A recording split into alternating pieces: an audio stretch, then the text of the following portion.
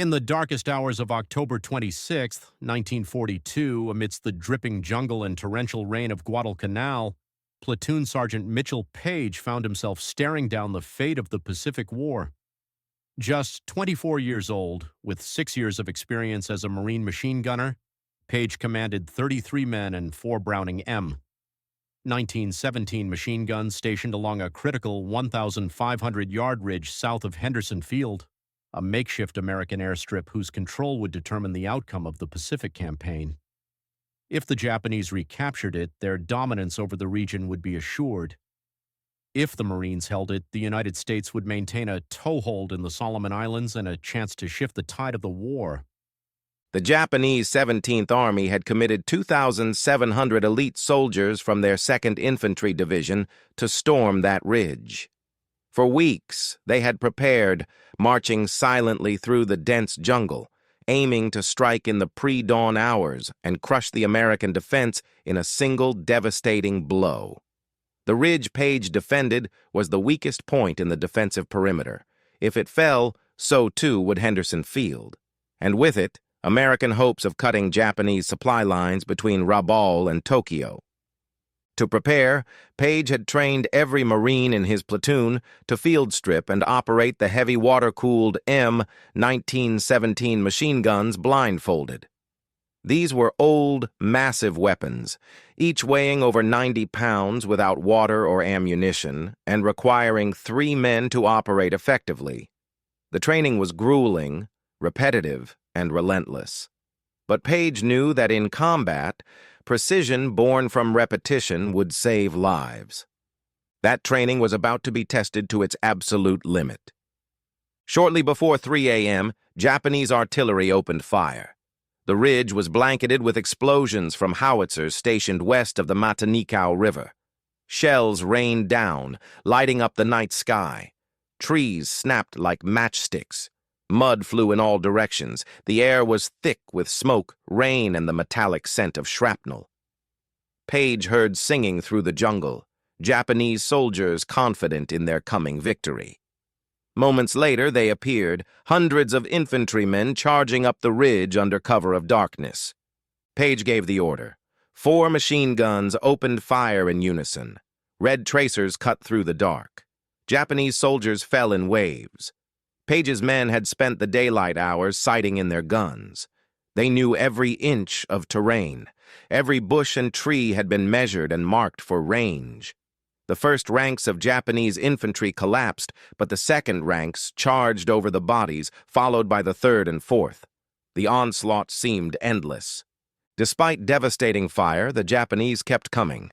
They carried Bangalore torpedoes to blow gaps in the American barbed wire and were led by officers wielding swords, symbols of Bushido honor. Paige moved constantly between gun pits, directing fire, clearing jams, and pulling wounded men to cover. A bayonet tore into his left hand, nearly severing his fingers. He killed his attacker with a combat knife and kept fighting. By 5:30 a.m., Paige realized with horror that every other Marine in his platoon was either dead or gravely wounded. The rain had turned the ground into a quagmire of mud and blood. The 2 remaining machine guns were barely functioning, and Paige stood alone. Behind him, Henderson Field awaited its fate. He manned the last operable gun by himself.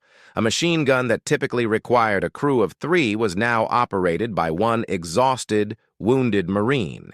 He loaded belts, cleared jams, cooled the barrel, and fired, all while holding the enemy at bay. At 6 a.m., another Japanese wave surged forward. Paige fired into the mass of soldiers. When the barrel overheated, he crawled through mud and corpses to retrieve water. When water ran out, he urinated into the cooling jacket to keep the gun from seizing. For 6 grueling hours, he held the line alone.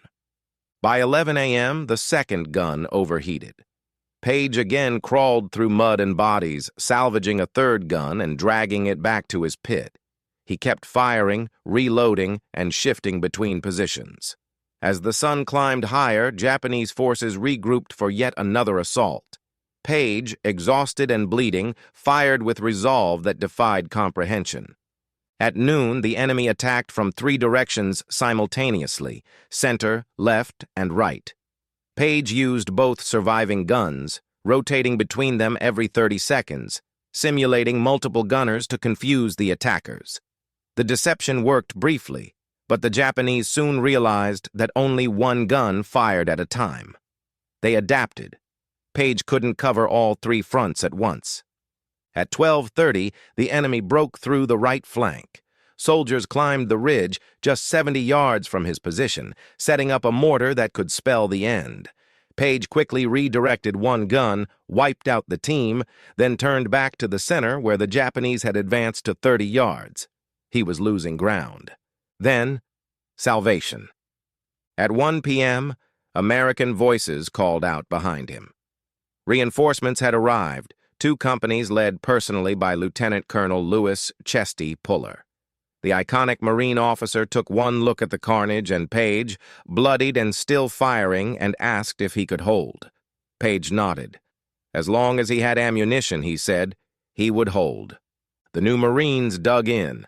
More guns were brought forward. Artillery rained down on the Japanese staging areas, but Paige knew this respite was temporary. At 2 p.m., 500 Japanese soldiers launched one final massive assault. No flanks, no tactics, just a direct charge up the center. Paige's gun jammed after 10 seconds. He cleared it with his knife. It jammed again. The gun was finished. Puller ordered a bayonet charge. It was madness. 40 Marines against 500 Japanese. Paige stood first, picked up his Springfield rifle, fixed bayonet, and charged. The Japanese hesitated. For 11 hours they'd attacked the same position and been slaughtered. Now the defenders were charging them. Some stood and fought, most ran. The line collapsed. Paige hit the Japanese with his bayonet, dropped the stuck rifle, and switched to his knife.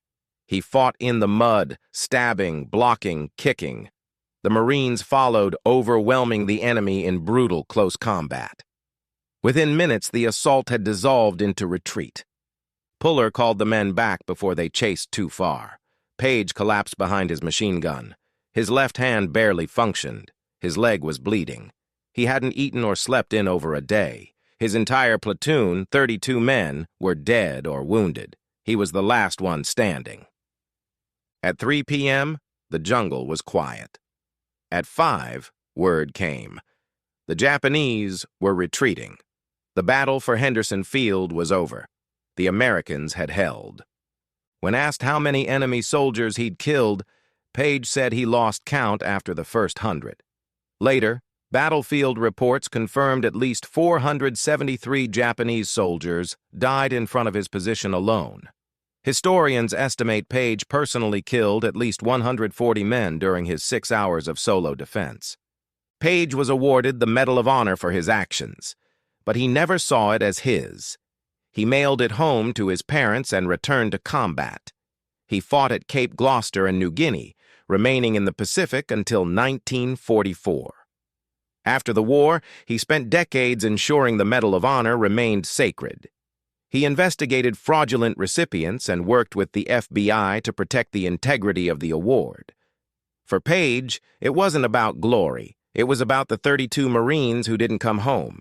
In later years, he received recognition in the form of a G.I. Joe action figure, a star on the Palm Springs Walk of Stars, and a museum dedicated in his honor.